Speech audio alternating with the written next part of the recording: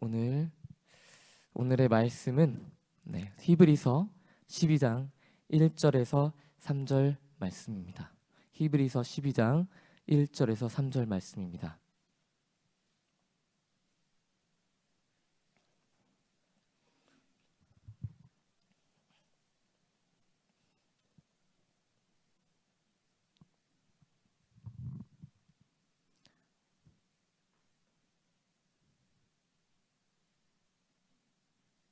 다 찾았으면 함께 봉독하겠습니다.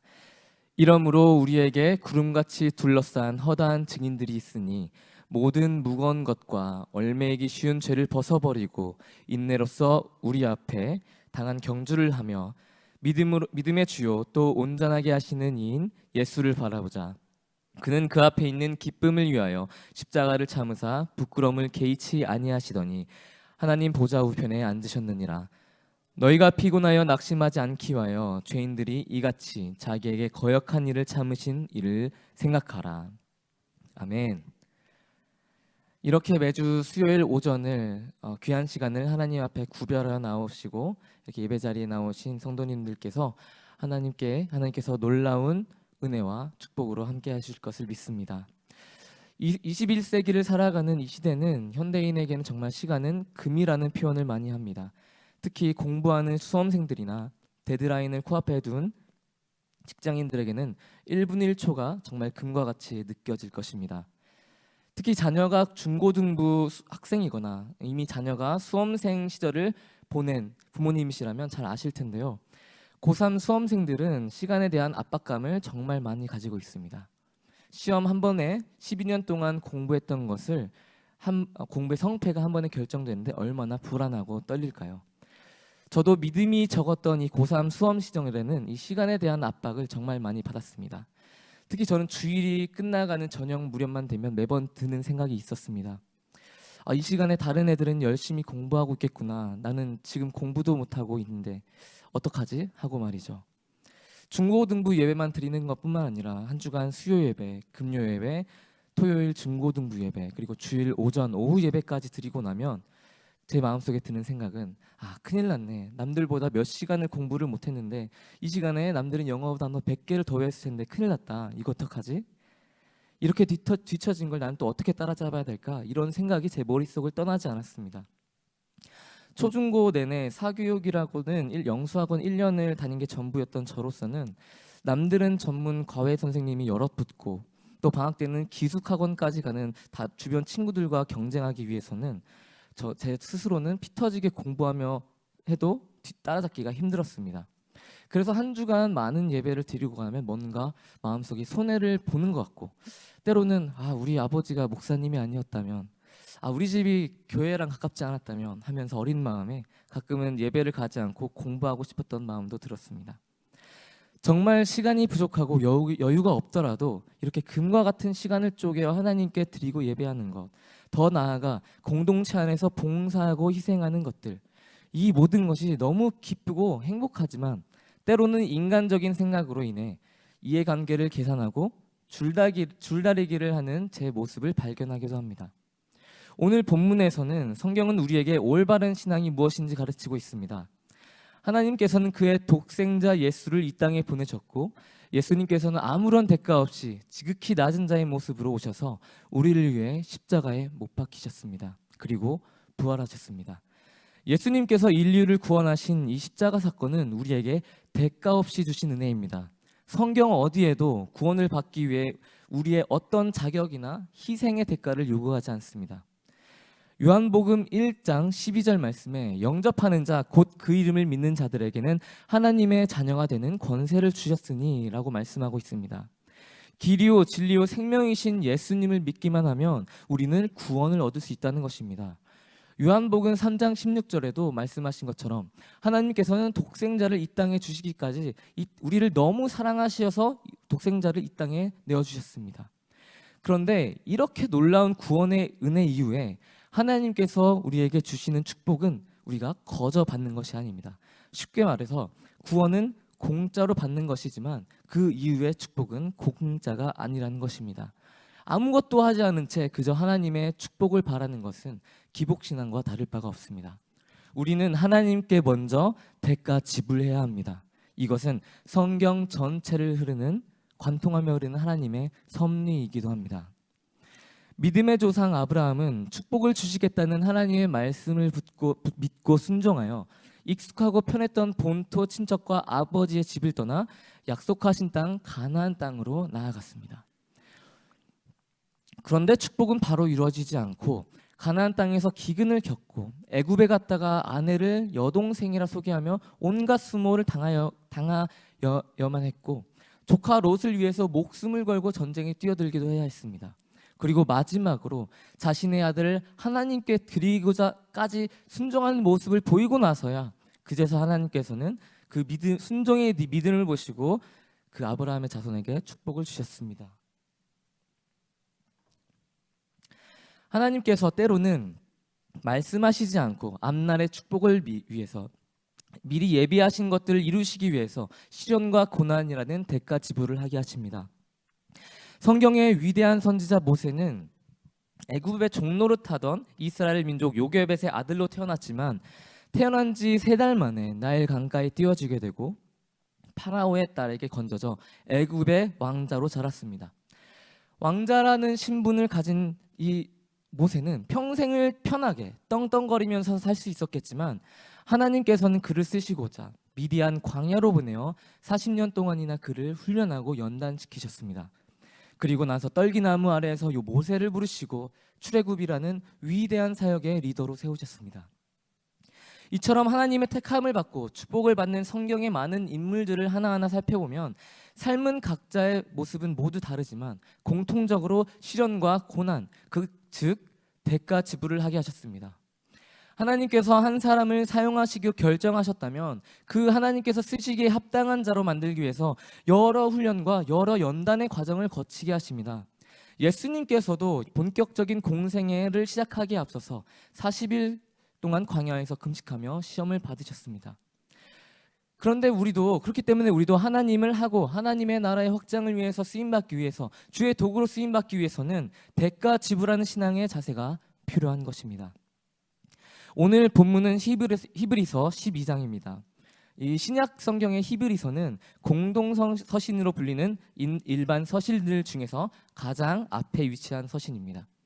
일반 서신은 그 앞에 나열되어 있는 13개의 바울 서신들처럼 뭔가 특정한 교회나 인물들에게 바로 보내지는 것이 아니라 그 시대를 살아가는 전체 교회와 크리스천 공동체 전체에게 보내지는 서신을 말합니다. 이 히브리서가 일반 서신의 가장 앞에 나와 있고 그 마지막에 바울 서신의 가장 마지막인 빌레몬서 바로 뒤에 나오는 것은 이 바울 신학과 가장 밀접하게 연관되어 있고 그리고 히브리서 13장에는 이 디모데에게 형제라고 칭하는 부분을 보면서 히브리서는 이 바울과 밀접한 연관이 있기 때문입니다. 이 히브리서는 쓰여진 시기가 예수님께서 부활 승천하신 후 약 35년이 지난 시기였는데 이 35년이 지난 AD 약 70년에서 60년대 이후반 사이에는 당시 초대교회가 폭발적으로 부흥하던 시기였습니다. 오순절 마가 다락방에서 뜨거운 성령의 세례를 받은 이 제자들은 목숨 바쳐 복음 전도에 힘써서 세계 열방을 나가면서 힘쓴 결과 수많은 디아스포라 교회가 세계 각지에 지중해 연안에 걸쳐서 세워지게 되고 이 수많은 교회가 세워지게 되고 부흥하게 되지만 한편으론 로마 제국에게는 공식적으로 인정받은 탄탄한 역사의 유대교와는 달리 이제 막 생겨난 신흥 종교인 그리스도교는 탐탁치 않았던 종교였습니다. 그러던 와중에 네로라는 로마의 황제는 기독교의 박해를 굉장히 심하게 억압했는데 이 쓰여진 시기가 바로 그 네로의 박해가 심했던 이 시기였던 것입니다. 이때 예수님의 12제자들도 대부분 순교하고 바울도 순교하게 됩니다. 이러한 로마의 핍박 속에서 일부 그리스도인이 점점 이탈하고 다시 유대교로 돌아가려고 하는 이 습관으로 나아갈 때에 이 히브리서는 그 그리스도교 안에서 예수님을 바라보며 나아가고자 하는 이 메시지를 전하고 있는 것입니다. 오늘 본문의 11장 1절을 함께 읽겠습니다. 함께 읽겠습니다. 이러므로 우리에게 구름같이 둘러싼 허다한 증인들이 있으니 모든 무거운 것과 얼매이기 쉬운 죄를 벗어버리고 인내로서 우리 앞에 당한 경주를 하며. 아멘. 히브리서 저자는 교회 공동체 안에서 성도들이 이탈하는 것에 대하여 계속해서 신실한 인내를 가지기를 권면하고 있습니다. 방금 읽은 1절에서 우리에게 구름같이 둘러싼 허다한 증인들이란 것은 구약성서의 하나님의 백성 중에 믿음의 위인들을 하나하나 열거하고 설명하고 있는 바로 그 앞장인 11장에 많이 나오고 있습니다. 나오는 구약의 인물들은 다 읽었으면 좋겠지만 조금 전에 말씀드린 두 인물인 아브라함과 모세에 관련한 두 구절만 읽어보겠습니다. 히브리서 11장 8절입니다.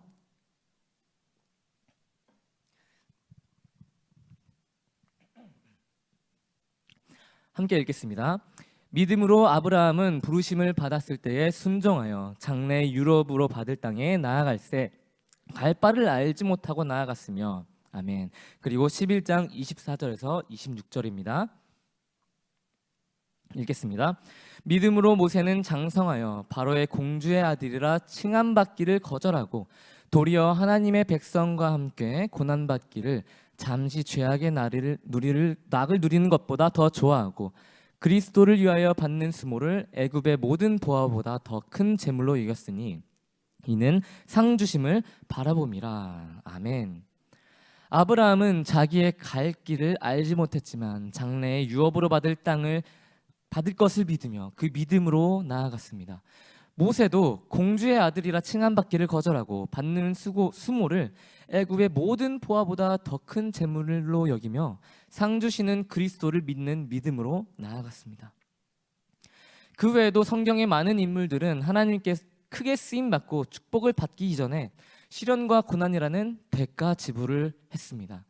기꺼이 시련과 고난을 받는 대가 지불하는 신앙의 원리는 바로 믿음입니다.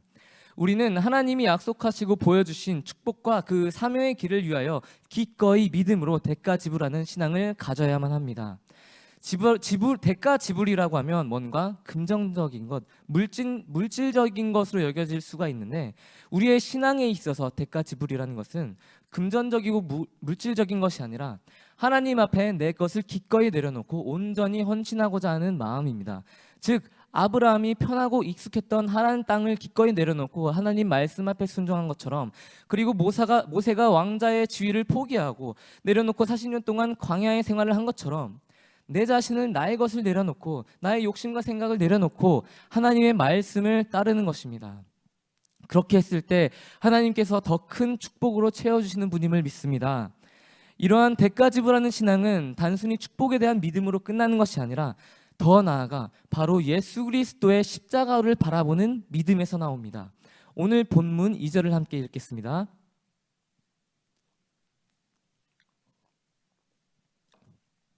읽겠습니다. 믿음의 주요 또 온전하게 하시는 이인 예수를 바라보자.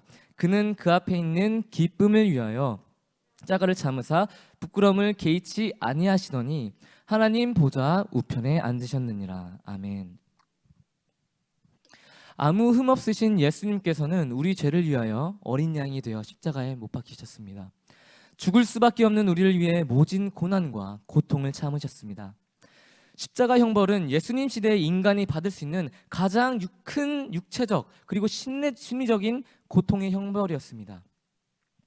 쇠 갈고리가 무수히 엮여져 있는 채찍으로 온몸이 갈기갈기 찢기도록 맞으시고 무거운 십자가를 지고 골고다 언덕을 올라가시며 온갖 조롱과 희롱, 성적인 희롱까지 받으시며 발가벗은 채로 손과 발에 대못이 박히는 이 고통을 참으신 예수님은 오로지 인류 구원의 계획을 이루시고자 온 세상의 죄를 짊어지시고 십자가의 길을 가셨고 우리를 구원하셨습니다. 이 같은 예수님의 크신 은혜는 우리에게 아무런 대가도 요구하지 않으셨습니다. 그저 믿음으로 믿기만 하면 구원을 베풀어 주시고 영원한 생명의 길로 인도해 주십니다. 값없이 주시는 이 구원의 은혜는 각 사람의 어떤 능력이나 어떤 자격을 요구하지 않고 온 세상 모든 인류에게 똑같이 내려주셨습니다. 은혜라는 말은 세상에서 우리가 보통 부모님이나 스승이나 또 고마운 분들에게 하는 그 표현으로 자주 사용을 하곤 합니다. 그래서 은혜를 갚는다라는 표현도 같이 쓰기도 하죠. 너무나 유명한 구전 동화는 예를 들어 은혜 갚은 까치 같은 것처럼 말이죠. 그런데 우리는 예수님께 은혜를 갚는다라는 표현은 잘 하지 않는 것 같습니다. 은혜를 받는다, 하나님께 큰 은혜를 받는다라는 표현을 많이 하고 또 은혜에 감사한다라는 표현을 많이 하지만 예수님 은혜에 감사를 하며 그 은혜를 갚는다라는 표현은 많이 들어보지 못했던 것 같습니다. 만약 예수님이 나를 위해서 모진 고통과 인격적인 모독을 모두 견디시고 십자가에 못 박히시고 돌아가신 이 사실을 정말 나에게 주신 은혜로 생각하고 그 구원에 대해서 진심으로 감사와 기쁨이 넘친다면 그냥 감사로 끝나는 것이 아니라 그 핏값에 대해 기꺼이 대가 지불하고자 하는 마음의 자세를 가져야만 합니다. 즉 대가 지불하는 신앙이라는 것은 주께서 우리에게 아무런 대가를 요구하지 않으시고 우리를 위하여 십자가에 달린 것은 값없이 주시는 주님의 은혜이지만 그 은혜에 전심으로 감복하여 우리가 기꺼이 스스로 자발적으로 대가 지불하고자 하는 그러한 마음을 가지는 것입니다. 그러면 그 대가 지불은 구체적으로 어떤 것을 뜻하는 걸까요? 주께서 우리의 아버지시고 우리는 그분의 자녀입니다. 아버지는 자녀에게 크고 대단한 것을 요구하지 않으십니다. 제가 첫째 로아하고 좋은 시간을 가지고 싶어서 지난주에 이제 짐을 쌀 겸해서 장난감을 좀 조립하려고 했습니다. 그래서 로아에게 장난감을 같이 만들자라고 했는데요. 되게 멋지게 또 똑바로 빠르게 마서 이렇게 정리를 하라고 한 것도 아닌데 로아가 이제 TV에 빠져 있는 로아가 제게 하는 말이 아빠가 혼자 다 할 수 있잖아. 아빠가 만들어. 아빠가 하면 더 빠르고 정확하게 만들 수 있잖아. 난 잘 모르겠어. 어떻게 하는지 모르겠어. 제가 이제 같이 만들면서 함께 만들고 다 만들고 나면 또 좋은 시간 책을 또 읽어주고 이렇게 하려고 했는데 로아가 거절하는 바람에 제가 그냥 따로 만들어 버렸습니다. 제가 로아에게 장난감을 다 맡겨버리고 혼자 만들도록 내버려 뒀을까요? 아버지는 아들에게 뭔가 큰 걸 기대하고 바라는 것이 아니라 좀 틀리더라도 잘못 만들더라도 제가 다 도와주고 그냥 함께하는 그 시간을 통해서 대화도 하고 좀 더 친해지고 좋은 시간을 가지길 원하는 것뿐입니다. 하나님의 마음도 이것과 크게 다를 바가 없습니다. 하나님께서는 우리의 어떤 인간적인 큰 능력과 세상에서 보기에 뭔가 대단한 모습들 그것을 기대하는 것이 아닙니다. 우리가 하나님께 그저 나아가고자 하는 모습, 하나님의 나를 위해서 우리의 마음을 기꺼이 헌신하고자 하는 모습들, 그러한 마음의 자세, 그것을 보시고 하나님께서는 우리를 만나주시고 우리를 더욱더 축복해 주시기를 원하십니다. 하나님을 우리를 언제나 만나주시고 복주시길 원하십니다. 교회를 떠나는 많은 사람들은 이전에 뜨겁게 받은 하나님의 사랑을 모두 잊어버리고 하나님이 나를 더 이상 만나주시는 것 같지 않아, 하나님이 주시는 은혜를 더 이상 모르겠어 라고 착각을 하곤 합니다. 그런데 기억해야 합니다. 하나님이 사람을 버리고 사람을 등져버리는 것이 아니라 하나님은 여전히 그 자리에 계시고 하나님 여전히 우리를 바라보고 계시지만 사람이 하나님을 등져버리고 사람이 하나님을 버리는 것입니다. 하나님께서 천지를 창조하실 때 동식물을 모두 창조하고 나서야 인간을 창조하셨습니다. 동식물은 말씀으로 지으셨지만 우리 인간은 하나님의 생기와 말씀으로 지으셨습니다. 그리고 그분의 형상을 따라 지음을 받았습니다. 나무는 땅에서부터 나오고요, 물고기는 바다로부터 나오고 우리는 하나님으로부터 나온 존재입니다. 땅은 나무가 없어도 땅이지만 나무는 땅이 없다면 아무것도 없습니다. 아무것도 아닌 존재입니다. 바다는 물고기가 없어도 여전히 바다이지만 물고기는 이 바다가 없으면 죽은 존재입니다. 하나님은 인간이 없더라도 여전히 위대한 하나님 한 분이시지만 그분의 생기로 지음받은 우리는 하나님이 없으면 아무것도 없는 죽은 자의 모습입니다. 그래서 우리는 하나님과 더욱 붙어 있어야 합니다. 주께서 말씀하셨습니다. 나는 포도나무요 너희는 가지니. 그렇습니다. 주는 포도나무시고 우리는 그분의 가지입니다. 나뭇가지인 우리가 그 나무에서 떨어져 나가더라도 주는 여전히 그리스도시요 살아계신 하나님의 아들임은 변함이 없습니다. 그런데 우리는 나무로부터 떨어져 살 수가 없습니다. 우리는 주 없이 살 수 없는 존재인 것입니다. 언제나 주님과 긴밀하게 연결되어 매일매일 말씀으로 살아갈 수가 있습니다. 제 고향인 상주는 곶감이 되게 유명한 동네인데요. 이 좋은 곶감을 만들기 위해서는 겨울에 많이 추워야 하고 또 여름에는 햇빛이 많이 비쳐야 됩니다. 또 여름에 제때 비도 많이 내려야 되고 가을에 또 과일을 잘 깎아서 좋은 햇볕에 잘 말려야 합니다. 그래야 좋은 열매를 맺을 수가 있습니다.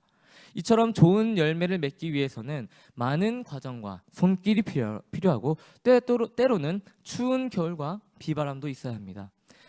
이처럼 겪어야 할 고난과 시련에 기꺼이 대가집을 하지 못하고 연약해져서 떨어져 나간다면 우리는 좋은 열매를 맺지 못하게 됩니다. 오늘 본문 마지막 3절을 함께 읽겠습니다.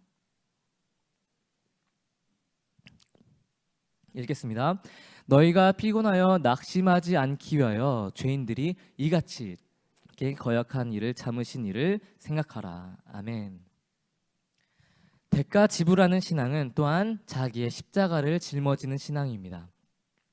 주께서 먼저 십자가를 지고 가신 것처럼 우리도 우리의 십자가를 지고 주께서 가신 길을 따라가야 합니다. 복음서 누가복음에는 예수님께서 누구든지 나를 따라오려거든 자기를 부인하고 날마다 자기 십자가를 지고 나를 따라오라고 말씀하셨습니다. 자기를 부인한다는 것은 하나님께서 때로 저에게 들려주시는 음성과 같습니다. 찬원아, 너 생각 너 그거 아니야. 이 세상을 짓고 너를 만든 내가 잘한단다. 그러니 나의 말씀을 믿고 의지하고 따르거라. 이 세상을 프로그래밍 하시고 인간을 직접 만드시고 나를 지으신 하나님께서 바로 우리의 창조주이신데 세상의 모든 지혜보다 뛰어나고 높으신 분인 그 하나님을 우리가 믿지 못하고 때로는 이 부족한 인간이 자신의 무의식적인 생각에 말씀을 비추어 보지도 않고서 무조건 내 생각이 옳다 또 그르다라는 생각으로 판단하기도 합니다. 제가 제 설교 때 제 얘기를 잘 하지는 않는데 이때 아니면 제가 따로 제가 받은 은혜를 나누지 못할 것 같아서 제가 받은 은혜를 잠시 나누려고 합니다. 저는 원래 평생에 이 신학을 하려고 했던 사람이 아닙니다. 신학을 절대 하지 않겠다고 말버릇처럼 입 밖으로 부모님께 하던 사람이었습니다. 제가 어머니의 뱃속에 있었을 때 어머니께서 그리고 아버지께서는 저를 주님의 종으로 쓰임받기를 원하시는 서원하는 기도를 매일 드리셨습니다. 그리고 제가 태어나고 나서도 말을 할 때부터도 부모님께서는 저에게 하나님의 종이 되어라, 하나님의 쓰시는 도구가 되어라고 매일매일 권면하셨습니다. 그런데 제가 보는 제 아버지, 어머니의 모습은 너무나 초라했습니다. 남들처럼 주말이나 휴일에 어디 마음껏 놀러 가지도 못하고 개척교회 하실 당시에는 부모님과 저와 누나가 주일 예배 성도가 전부인 것처럼 전부였는데 정말 그만큼 너무나 보잘것없고 가정 형편도 너무 어려웠습니다. 그런 힘든 모습을 보고 나는 절대 부모님이 내게 평생 하신 말씀하신 그 신학의 길, 하나님의 도구로 쓰임받는 길을 절대 안 가야지 라는 다짐을 했습니다. 그런데 하나님은 저의 이런 인간적인 생각을 내려놓게 하시는 사건을 바로 발생하게 하셨는데요. 저는 결혼을 일찍 한 편입니다. 군대 다녀오고 대학을 졸업하고 나서 만 24살에 결혼해서 바로 호주에 넘어갔습니다. 아이도 허니문 베이비로 생겨서 첫째 로아가 생기고 그 상황에서 이제 외국에서 타지에서 생활을 했는데요. 이제 겨우 갓 대학을 졸업한 20대 중반의 청년이 결혼하고 아이도 있는 상황에서 외국 타지에서 생활하는 것은 결코 쉽지가 않았습니다. 근데 하나님께서는 저를 이러한 극한의 상황으로 몰고 가셨습니다. 그런데 한편으로는 저를 축복하셔서 호주의 시드니에 있는 큰 호텔에서 일을 하면서 매니저급으로 저를 승진시키셨고 그때 제가 관리하는 직원이 50명 정도 됐습니다. 그 무렵 둘째도 생기고 이제 가정이 안정화될 무렵에 저는 욕심이 생겼습니다. 지금까지 저희 극한의 상황까지로 몰고 오신 하나님이시지만 그 상황 속에서 저에게 축복을 주셔서 이렇게 가정이 안정이 되고 이렇게 정착할 수 있었던 것을 잊어버리고 더 큰 욕심이 생겨서 내가 더 성공해서 잘해야지. 내가 잘해왔으니까 내가 해서 잘해온 거니까 내가 더 나의 힘으로 더 잘 살아야겠다 하고 타즈메니아라는 정말 작은 섬 한반도의 3분의 2 크기인데 인구는 50만입니다. 그래서 가장 큰 도시가 10만도 안 됩니다. 인구가. 그래서 굉장히 시골이고 작은 섬인데 호주 정부에서는 거기에서 공부를 하면 영주권을 준다 이러한 것이 있어서 제가 그곳에 가서 공부를 하고 내가 거기서 더 성공하고 잘 살아야지라는 생각을 했습니다. 아니나 다를까 하나님께서는 바로 그 길을 막아주셨습니다. 제가 그곳에 가자마자 호주 정부에서는 제가 가고자 했던 그 길을 당장에 취소하고 막아버리고, 그리고 저는 그 시골 섬에 갇혀서 이러지도 저러지도 못한 채 어려운 생활을 이어나가게 됐습니다. 탄탄대로일 것 같았던 나의 삶은 한순간에 휴지 조각이 되어버렸고, 대도시 정말 으리으리한 호텔에서 직원들과 재밌게 일을 하다가 시골 새벽에 바다에 나가서 연어를 잡는 일을 했습니다. 연어를 잡는 일을 해나가면서 그곳에서 내 식구는 힘들게 살았습니다. 그런데 놀라운 것은 그곳에서 의지할 것은 하나님밖에 없습니다. 그러다 보니까 말씀과 매일 기도하고 매일 찬양을 하면서 매일 울며 기도하다 보니까 하나님께서 매일매일 부어주시는 은혜가 다르고, 그 은혜로 제가 날마다 살아가게 되었습니다. 인간이 처한 상황은 언제나 변할 수 있고, 내가 세상에서 소망하고 바라고 나아가는 것은 언제든지 없어지고 사라질 수가 있지만, 하나님의 말씀, 그 진리의 말씀이신 그 하나님은 언제나 변함없이 내 옆에 계시고 영원한 하늘나라도 변치 않는 사실을 느끼고, 저는 그때 신학을 결정하고 부모님께서 평생에 서원하셨던 그 하나님의 종으로 받고자 다짐하게 됐습니다. 인간의 마음은 화장실에 갈 때와 나올 때의 마음이 다르고, 올챙이 시절 때와 개구리 시절 때 올챙이적 생각을 못하고요. 인간의 욕심은 끝이 없어서 작은 것을, 그리고 조금 더 큰 거를 가지게 되면 더 큰 거 가지게 되면 더 큰 거, 채워지지가 않습니다. 그러한 마음이 바로 사람의 이 인간적인 생각인 것입니다. 그런데 인간을 지으신 하나님께서는 이러한 우리 인간의 속성을 너무나 잘 알고 계시기 때문에 자기를 부인하고 자기 십자가를 지라고 하십니다. 바울은 갈라디아서에서 이와 같이 고백합니다. 갈라디아서 2장 20절을 함께 읽겠습니다.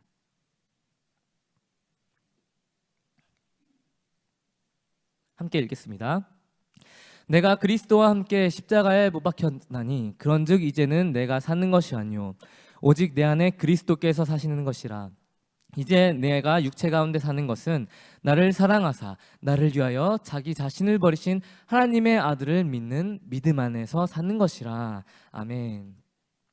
우리는 세상의 생각과 방법을 버리고 주를 바라보아야 합니다. 그리스도인들은 때로는 이 물질적인 세상에서 여러 고난과 시험에 의해 낙심하고 좌절할 수도 있습니다. 그럼에도 주님은 계속 자기 십자가를 지고 나를 따라오라고 말씀하십니다. 세상의 가치관과 정욕과 인본주의적인 것들은 모두 십자가에 짊어지고 그리스도만이 우리의 참된 기쁨과 소망과 구원 되시는 분임을 기억하고 만물의 주제이신 주님을 바라보고 나아가야 합니다. 지금도 우리를 위하여 중보하고 계시는 예수 그리스도를 묵상하며 한 걸음씩 내딛어야 합니다. 이것이 바로 대가 지불하는 신앙인 것입니다. 그런데 이 십자가의 길은 너무나 힘들고 때로 어렵습니다. 세상은 점점 불신자들에게 더 편한 세상이 되어가고 있습니다. 예수를 안 믿고 교회만 안 가도 할 수 있는 것이 이 세상엔 너무나 차고 넘치고 있습니다. 또 세상은 점점 죄에 둔감해져서 육체적 쾌락과 자기 만족하는 삶을 마음껏 누리고 있는 것이 바로 지금 우리가 살아가는 21세기 현 시대입니다. 우리나라의 복음화율은 반대로 점점 떨어지고 있고 기독교 인구가 줄어가고 있는 이 요즘 시대에서 세상은 교회를 점점 손가락질하고 어리석고 미련한 자들이라 이야기합니다. 주말만 되면 다른 친구들은 여기저기 놀러가고 숙박하고 캠핑하고 다니는데 부모님 따라 교회 다니는 우리 아이들은 학교 가서 주말에 뭐 했는지 물어보면 교회 말고는 할 얘기가 없습니다. 하지만 이 복음의 길, 신앙의 길, 십자가의 그릇은 그저 고난과 고통만 있는 것이 아닙니다. 영원한 생명과 구원과 빛나는 상급이 있는 길입니다. 고린도전서 1장 18절을 함께 읽겠습니다. 십자가의 도가 멸망하는 자들에게는 미련한 것이요 구원을 받는 우리에게는 하나님의 능력이라. 아멘. 십자가의 길은 세상 사람들은 들어가기 싫어하는 좁은 길이고 그들에게는 미련해 보이지만 구원받은 우리에게는 하나님의 놀라운 구원과 능력과 축복을 경험하는 길입니다. 약속의 성취가 이루어지는 놀라운 경험을 하는 길입니다. 예수님은 십자가를 지고 못 박히셨지만 무덤에서 부활하시고 부활 승천하셨습니다. 그리고 하나님 우편에 우편의 영광의 보좌의 자리에 앉으셨습니다. 모든 것을 이기시고 승리하신 예수님의 발자취를 따라가는 우리도 십자가를 기꺼이 짊어지고 나아갈 때 주께서 우리에게 영광을 주시고 승리의 면류관을 씌워주시며 불완전해서 우리를 완전케 하십니다. 대가 지불하는 이 신앙을 통해서 우리가 십자가를 지고 믿음으로 나아갈 때 앞서가신 예수님께서 모든 것에 승리하신 것처럼 우리에게도 승리와 축복을 주실 것을 믿습니다. 오늘 말씀을 마무리하고자 합니다. 오늘 설교 제목인 대가 지불이라 하는 것은 아브라함처럼 모세처럼 당장의 현실은 어렵더라도 주께서 예배하시고 약속하신 것을 반드시 이루어주시고 복 주실 것을 믿는 믿음으로 나아가는 것, 그리고 그 십자가에 달려 돌아가신 예수님의 구원의 은혜에 감복하여 기꺼이 나의 십자가를 지고 주께서 보이신 생명의 길, 승리의 길로 나아가는 것입니다. 이제 저도 신학대학원을 이제 졸업하고 고향 같은 모교 수원교회를 떠나 캐나다 사역지로 떠납니다. 어린아이 셋을 데리고 5가족이 먼 타지에서 얼마나 적응하고 살아갈 수 있을지 저는 잘 알 수 없습니다. 그러나 가족들이 있는 익숙한 땅, 한 땅을 떠나 하나님이 명하시고 약속하신 땅으로 간 아브라함처럼, 또 하나님께서 보내신 곳이 척박한 광야일지라도 순종함으로 나아간 모세처럼 믿음으로 말씀을 붙들고 떠나갑니다. 나의 길을 나는 알 수 없지만 나의 생각을 내려놓고 모든 상황과 환경을 주께서 다스리시고 인도하심을 믿고 나아갈 때 믿음대로 역사하실 것을 저는 믿습니다. 사랑하는 성도 여러분, 우리 모두에게 맡겨주신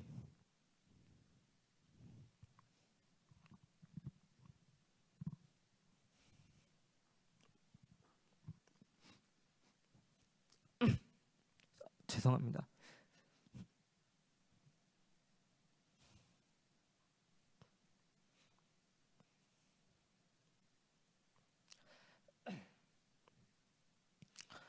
우리 모두에게 맡겨주신 십자가를 지고 믿음으로 순종하며 한 걸음 한 걸음 나아갈 때 앞서 짊어지시고 십자가의 길로 가신 예수님께서 모든 것을 이기신 것처럼 우리를 승리케 하실 것입니다.